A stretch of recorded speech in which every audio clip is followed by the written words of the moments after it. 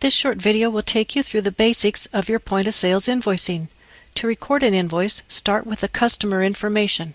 To move from one field to another, you will press the Tab key. Tab is generally located on the left side of your keyboard above the caps lock key.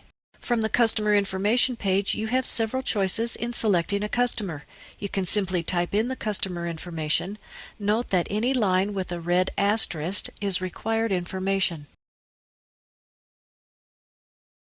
You can search for a name by typing in the customer name or partial name and press the Tab key. To select a customer from the search list, simply click the box to autofill his information.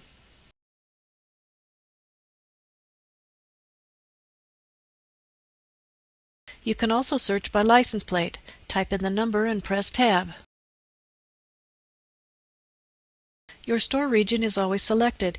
You can broaden your search by selecting other regions. Keep in mind this may increase the search time.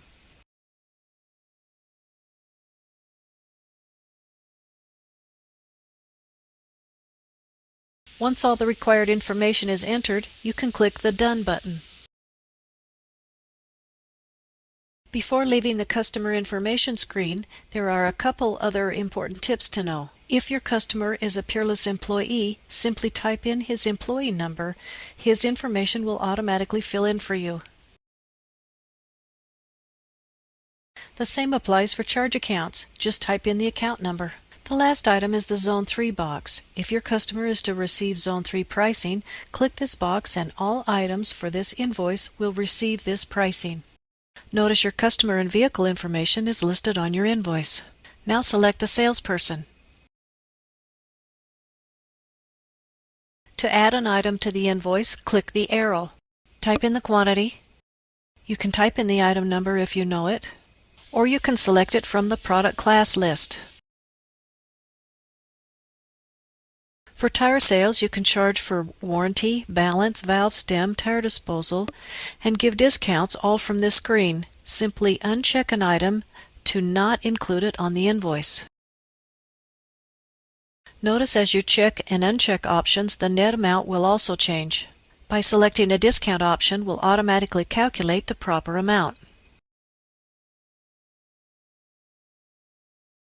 If this is a warranty replacement, click the warranty button and type in the amount to be charged. If it is a full replacement, type in 0. The same applies for non-warranty replacements. Click who torqued the lug nuts or whether this was a customer carryout. This information will print on your invoice. Click Done to add this to your invoice. Notice all the items you selected are on the invoice. Any item may be removed by clicking the X. Once all of your items are on the invoice, you are ready to tender the sale.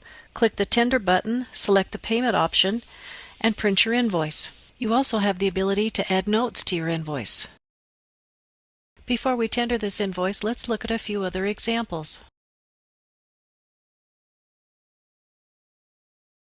To charge a labor item, click on Labor.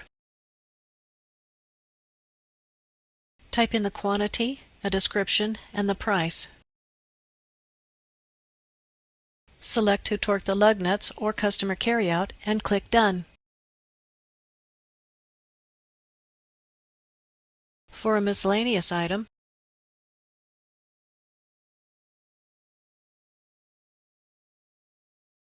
type in the quantity, the description, amount, and a product category and click Done. Special orders are similar. Type in the quantity, select the item number from the product list, select the vendor from the vendor list, type in a description, enter the price and cost,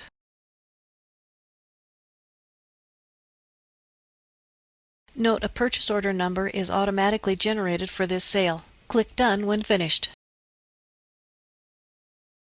If your store has a service center, you will have the Service Center sale option.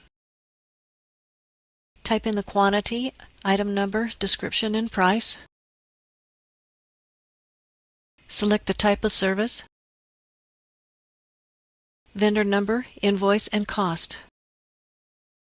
To record any labor and hazard disposal, click their buttons.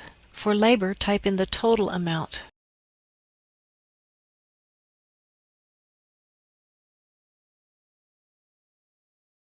Let's tender our original sample invoice. Select the payment method and click Done.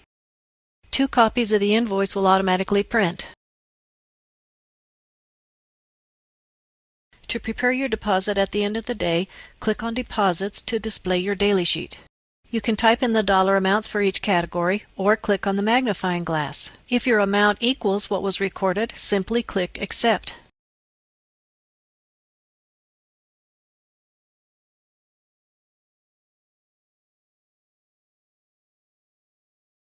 That completes our brief demonstration of your point-of-sale software.